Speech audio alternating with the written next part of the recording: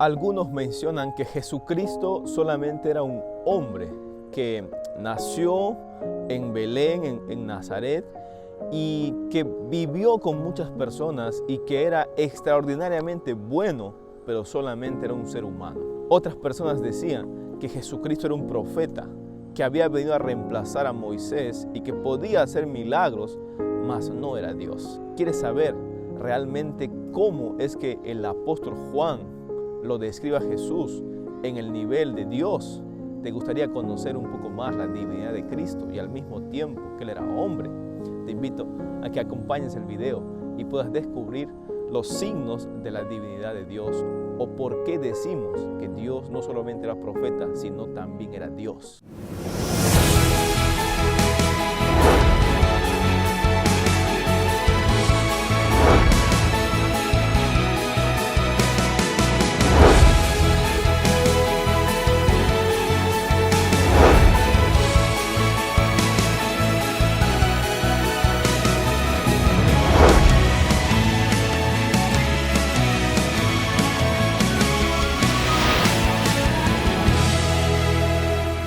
Estamos en la lección número 2, estamos en esta lección del cuarto trimestre. Estamos estudiando los temas del Evangelio de Juan. Y en esta ocasión me gustaría leer lo que dice el texto clave para entender la lección de esta semana. La Biblia dice en San Juan capítulo 11, versículos 25 y 26 lo siguiente. Jesús respondió: Yo soy la resurrección y la vida. El que cree en mí, aunque muera, vivirá.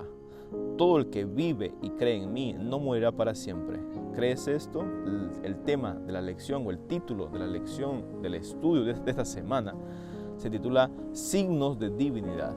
Y es que vamos a ver algunas parábolas o algunos milagros de Cristo Jesús, pero lo vamos a ver en el contexto de mostrar por qué Jesús era considerado Dios y no solamente un profeta o no solamente un hombre. Esta primera sección se titula La alimentación de los 5,000. ¿Cuántas veces quizás usted ha escuchado esta parábola o cuántas veces quizás usted ha escuchado este milagro de la alimentación de los 5,000 que está en el libro de San Juan capítulo 6 versículos 4 al 5?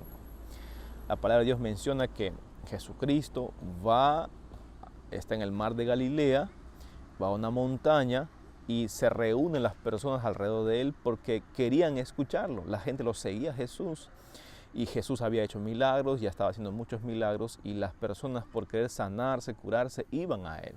La historia bíblica dice que Jesucristo se reúne una vez más, enseña, predica para ellos y cuando ya era tarde, la gente tenía hambre, Jesucristo da la orden a sus discípulos de darles la comida. Ahora, la Biblia menciona que en este milagro Jesucristo va a ser un antitipo del tipo de Moisés. O sea, Jesucristo va a ser el cumplimiento de lo que Moisés había hecho en el pasado. Moisés, pues con el Señor Jesús, hizo caer maná del cielo. Moisés estuvo con el pueblo de Israel en el desierto, fue el liberador del pueblo. El Señor Jesús ahora viene a ser un tipo de Moisés, pero en realidad Jesucristo viene a ser el antitipo de Moisés, viene a ser el cumplimiento de lo que Moisés simbolizaba en el pasado. Miren, la Biblia dice en el capítulo 6 de San Juan, capítulo 12 y versículo 14, lo siguiente, dice así: Cuando se saciaron, dijo a sus discípulos: Juntad los pedazos que sobraron, para que no se pierda nada. Juntaron y llenaron 12 cestas de pedazos sobrantes de los 5 panes de cebada.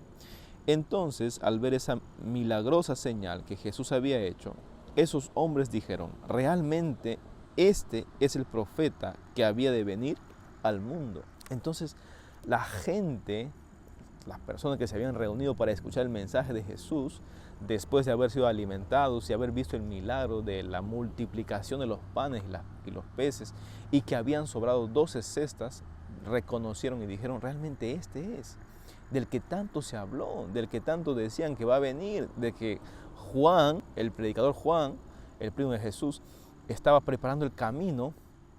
Juan el Bautista, él decía: viene uno mayor que yo, A Él tienen que recibirlo. Él va a curar, Él va a sanar, Él va a salvar. Yo no, yo solamente soy un instrumento, estoy preparando algo. Y la gente lo reconoció aquí, porque miraron un cumplimiento. En el pasado, el Señor alimentó a su pueblo con el maná. Moisés los salvó de la esclavitud de Egipto y ahora Jesús estaba llegando para hacer lo mismo. Los iba a salvar de la esclavitud de los romanos, pero en realidad del pecado en general, y les estaba dando comida, porque Jesús va a decir más adelante qué es lo que Él significaba. Es increíble porque Moisés era muy amado, muy querido y muy respetado en el seno judío de aquellos tiempos, del siglo I, por supuesto. Y Jesucristo, aquel que era mayor que Moisés, que era el cumplimiento de Moisés, digamos así, estaba siendo rechazado. Pero aquellos que estaban esperándolo realmente y que tenían en su corazón el Espíritu Santo y aquellos que estaban buscando a Dios constantemente, sí pudieron darse cuenta. Por eso Jesucristo hace o participa de este milagro y lo hace con este propósito, para que aquellos que realmente sabían la historia y que estaban consagrados a Dios pudieran darse cuenta del cumplimiento del pasado, como en el pasado el Señor liberó a su pueblo, alimentó a su pueblo, cuidó a su pueblo. Hubieron 12 tribus, ahora hay 12 canastas que representan a lo mismo. El Señor estaba anunciando el cumplimiento de lo que había pasado ya en la historia. Ahora bien, a continuación podemos leer lo que la Biblia menciona en el versículo 29 y 30. La palabra de Dios menciona lo siguiente, dice así: respondió Jesús, esta es la obra de Dios, que creáis en aquel a quien Él envió. Le dijeron entonces, ¿qué señal haces tú para que veamos y te creamos? ¿Qué obra haces? Nuestros padres comieron el maná en el desierto, como está escrito, pan del cielo les dio a comer. Jesús les dijo, os aseguro, no fue Moisés quien os dio el pan del cielo, sino que es mi Padre quien os da el verdadero pan del cielo. Versículo 33 dice, porque el pan de Dios es aquel que desciende del cielo y da vida al mundo. Y el versículo 35 dice, entonces Jesús declaró, yo soy el pan de vida, el que viene a mí nunca tendrá hambre, el que cree en mí no tendrá sed jamás. Aquí está la continuación, la palabra de Dios en el capítulo 6 relata esta historia. Y lo relata una vez más con el objetivo de que las personas puedan ver que Jesús no solamente era un profeta, sino era el cumplimiento de la profecía, que ya estaba allí con ellos, estaba caminando el Mesías allí, estaba predicando el Mesías esperado por mucho tiempo, estaba allí con ellos. La palabra de Dios menciona esto, dice, yo soy el pan. Las personas se acercan y le dicen, Señor, a ver, ¿qué cosas estás haciendo? ¿O qué profecía? ¿O qué de bueno tú tienes? ¿Cómo nos muestras que tú eres el Mesías? ¿Cómo nos muestras? Y la palabra de Dios dice que Jesús respondió y Él dijo, mencionó el pasado y Él dijo así, yo soy el pan de vida, yo soy el agua, porque Él dijo, el que come de mí no volverá a tener hambre, el que bebe de mí no tendrá sed jamás. Esto nos recuerda al tetragramatón, lo que Jesús un día le dijo a Moisés, cuando Moisés estaba pastoreando sus ovejas, y el Señor lo llama mediante una llama de fuego, mediante una zarza ardiente, y le dice a Moisés, saca tus calzados, porque el lugar que estás pisando, tierra santa es. Y Moisés cuando le pregunta al Señor, ¿y qué voy a decir al faraón? ¿Quién me está enviando para salvar al pueblo, para librarlos de la esclavitud? Jesús o Dios le dice, les vas a decir, yo soy, me está enviando. Entonces, ¿qué significa yo soy? Yo soy, en el idioma original bíblico, representa a que Jesucristo está diciendo una verdad. ¿Qué verdad? Está diciendo que Él es Dios en el pasado, Él fue Dios en el pasado, Él es Dios en el presente y Él será Dios en el futuro. Es decir, que Dios es eterno. Él no tiene principio ni fin. Él es para siempre. Él vive por los siglos de los siglos. Les estaba diciendo ahí, yo soy el Mesías. Yo no he sido solamente nacido de una mujer. Yo no solamente soy un humano simple.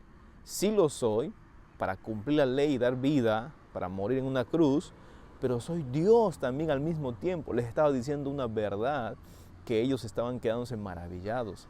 Y entonces las personas que estaban ahí, los judíos que estaban ahí escuchando, pues realmente fueron conmovidos y creyeron en la palabra de Dios. Pero aquí viene el otro asunto. Cuando ellos quisieron agarrarlo y coronarlo rey, porque en sus mentes estaba de que si venía de David y que él iba a ser el rey de los judíos, tenía que ser coronado como rey y defenderlos y asentar su trono y vivir aquí en la tierra y etcétera. Pero cuando ellos quisieron hacer eso, Jesús se fue, no dejó, no permitió. ¿Por qué?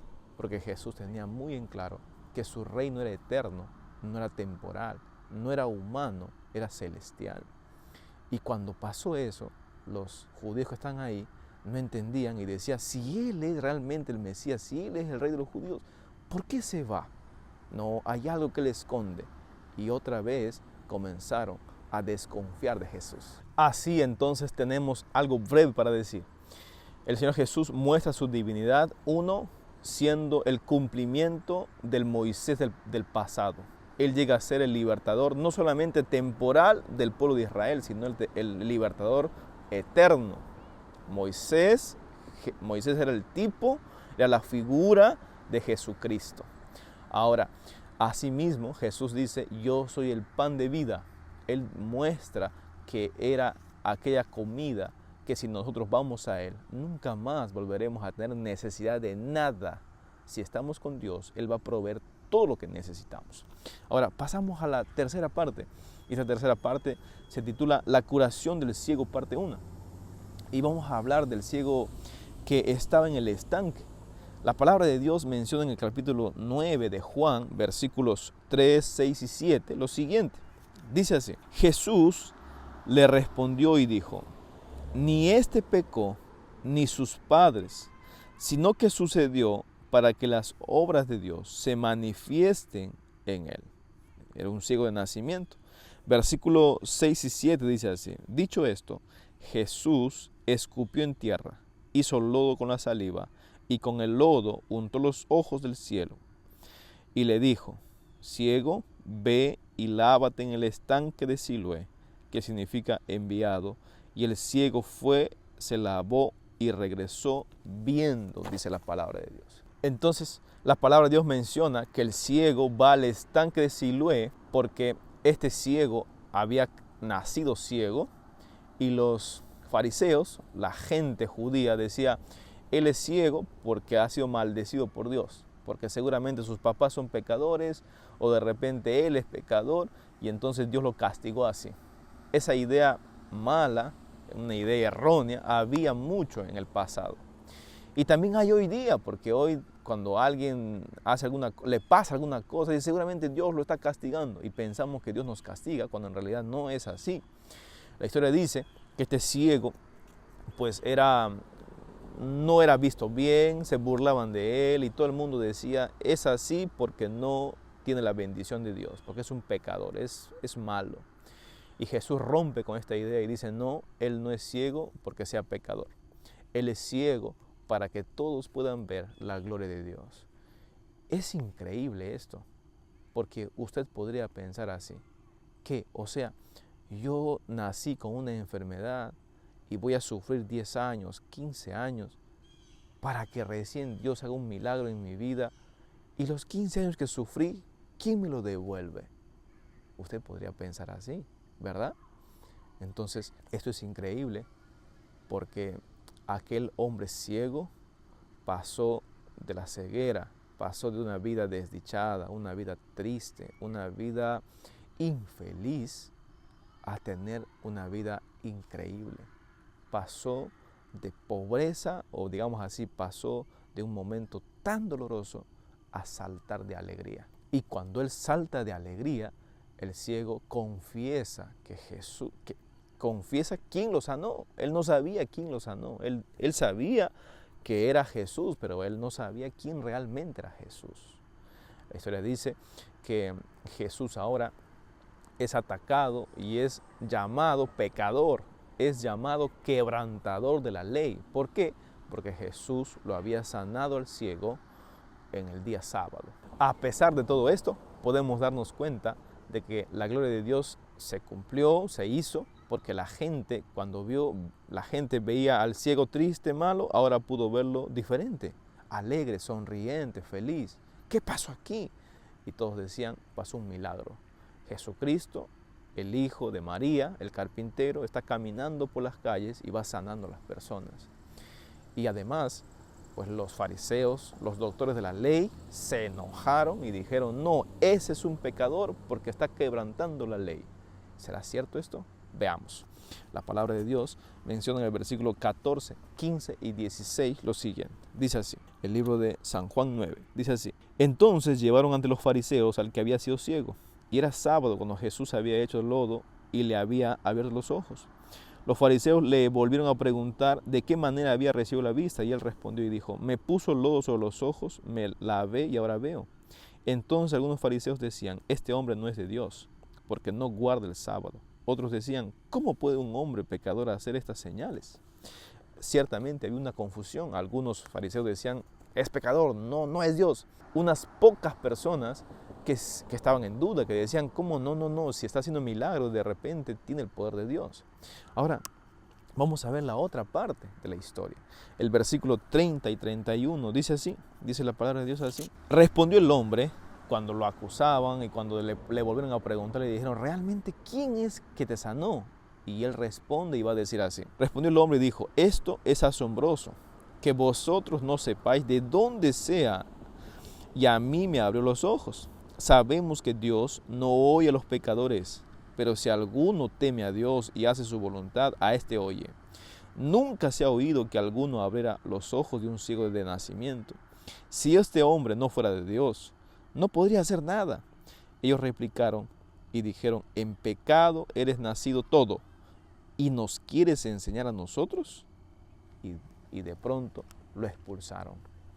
Si bien es cierto, este joven o este hombre que había sido sanado, había recuperado la vista por Dios, no creía en Jesús como su Salvador todavía, sabía que venía de Dios. Porque él dijo una frase muy célebre. Él dijo, ustedes que son los que deberían enseñarnos a nosotros, los que deberían recibir a Él que viene de Dios, ¿no saben quién es? Ciertamente yo tengo la experiencia, dijo él, de que nadie ha curado a los hijos de nacimiento, pero Él lo ha hecho. Y si Él lo ha hecho, es porque Él viene de Dios. Él tenía la seguridad de que Jesucristo venía de Dios. Ahora piensen esto, el ciego pudo confesar que el que lo curó venía de Dios, provenía de Dios. Aquel que no sabía la ley, nunca había estudiado, no tenía una experiencia con Dios, pero aquellos que deberían conocerlo, aquellos que habían estudiado la ley, que sabían de memoria las leyes, que cuidaban del templo, que vivían de la religión, que deberían haber preparado el camino para que Cristo viniese y predicara y pudiera enseñar en la sinagoga, lo estaban rechazando. No querían verlo. Es más, endurecieron su corazón y dijeron simplemente, Él no es el Mesías. Eso puede pasar contigo también. Si tú de repente eres de alguna religión y dices, no, yo soy católico, no, yo soy esto, no, yo soy aquello, no, yo creo en esto, yo creo en lo otro. Y tú dices, yo soy esto y punto, a mí nadie me cambia. Ten cuidado con eso. Recuerda siempre que lo único que nos va a salvar es poder obedecer lo que está aquí en este libro, que es la palabra de Dios. Independientemente de a qué iglesia vayas, a dónde estés frecuentando, qué religión tengas, cree en lo que dice la Biblia y conságrate a Dios, que Él te va a decir qué hacer y qué no hacer. Pero no hagas esto con tus propias ideas, sino con lo que está aquí en su palabra. Obedécela, que ella te va a guiar hacia buen puerto, aquel puerto que conduce al cielo. El último milagro de Cristo también fue para confirmar y corroborar que Él era el Mesías, que Él era Dios. La historia dice que Jesucristo estaba lejos de la casa de Lázaro, su amigo, de Marta y María, y Lázaro enfermó y murió. Después de 2 días o de 3 días, Jesús pudo llegar.